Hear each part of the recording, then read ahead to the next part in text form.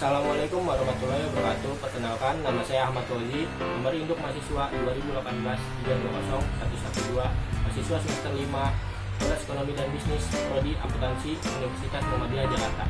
Pada kesempatan kali ini saya akan menjelaskan materi tentang faktor non-kendalian pada pengukuran kinerja keuangan.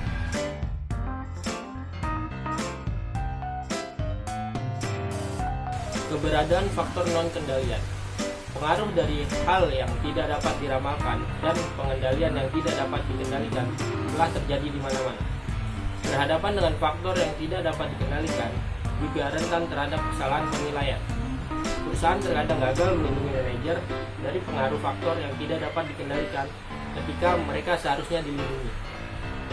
Prinsip pengendalian, karyawan seharusnya tidak menanggung resiko bisnis yang tidak dapat dikendalikan organisasi yang menahan karyawan. Karyawan lebih menyukai imbalan berdasarkan kinerja mereka secara langsung dan tidak dipengaruhi oleh faktor-faktor yang tidak dapat dikendalikan. Tipe faktor yang tidak dapat dikendalikan. Yang pertama yaitu faktor ekonomi dan persaingan yang mempengaruhi satu hasil pengukuran yang lebih. Selanjutnya ada act of nature atau tindakan alam, act of God, tindakan dari Tuhan, act of man, tindakan manusia, act of parliament, tindakan parlemen, atau saling ketergantungan dan semua hal yang tidak dapat diprediksi, yang tidak dapat dikendalikan oleh para pekerja. Kepentingan non-kendali. Entitas induk menyajikan kepentingan non-pengendali di ekuitas dalam laporan posisi keuangan konsolidasian, terpisah dari ekuitas pemilik entitas induk.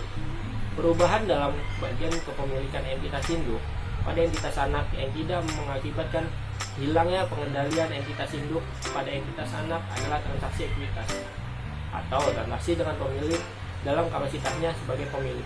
Distorsi dari faktor non-kendalian. Manajer dapat mengurangi beberapa efek yang menyimpang dari beberapa faktor-faktor yang tidak terkendali ini dengan menggunakan salah satu atau kedua dari pendekatan yang saling melengkapi. Yang pertama, mengontrol untuk yang tidak dapat dikendalikan sebelum periode pengukuran, yaitu dengan membeli asuransi dan merancang struktur tanggung jawab.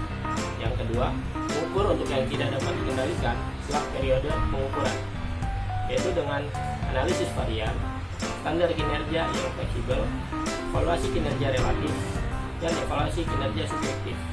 Kinerja keuangan merupakan usaha yang dilakukan setiap perusahaan dalam mengukur dan menilai setiap keberhasilan yang dicapai dalam menghasilkan laba, sehingga perusahaan dapat melihat prospek pertumbuhan dan potensi perkembangan yang telah dicapai pada perusahaan. Pada kinerja keuangan ada beberapa manfaat dan tujuan. Manfaatnya yaitu: 1. Untuk mengetahui sejauh mana perkembangan perusahaan yang sudah dicapai dalam setiap periode tertentu. 2. Digunakan sebagai dasar perencanaan untuk perusahaan di masa yang akan datang.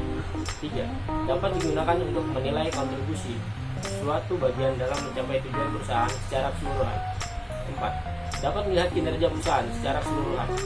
5. Sebagai penanaman modal agar dapat meningkatkan daya produksi suatu perusahaan. 6. Memberi arahan dalam membuat keputusan dan kegiatan perusahaan pada umumnya dan divisi perusahaan pada khususnya. Tujuannya adalah mengetahui tingkat likuiditas, mengetahui tingkat solvabilitas, mengetahui tingkat rentabilitas, dan mengetahui tingkat stabilitas. Risk adjusted adalah suatu metode pengukuran kinerja keuangan berbasis risiko. Pertama kali digunakan oleh The Banker Trust di sekitar tahun 70-an. Mengingat adanya keterbatasan analisis rasio sebagai pengukuran kinerja keuangan yang telah ada.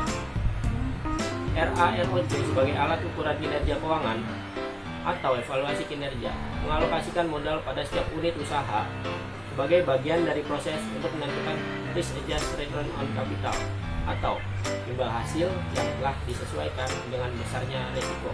Manfaat dari risk adjusted. Yang pertama, sebagai bahan evaluasi dan keputusan bisnis. Yang kedua, meningkatkan produktivitas dan keuntungan. Yang tiga, memudahkan estimasi biaya. Yang keempat, pengambilan keputusan yang lebih baik, mengurangi risk dalam pengukuran kinerja. Sekian penjelasan materi yang bisa saya sampaikan. Jika ada kekurangan, mohon dimaafkan. Wabillahi taufiq wal hidayah. Assalamualaikum warahmatullahi wabarakatuh.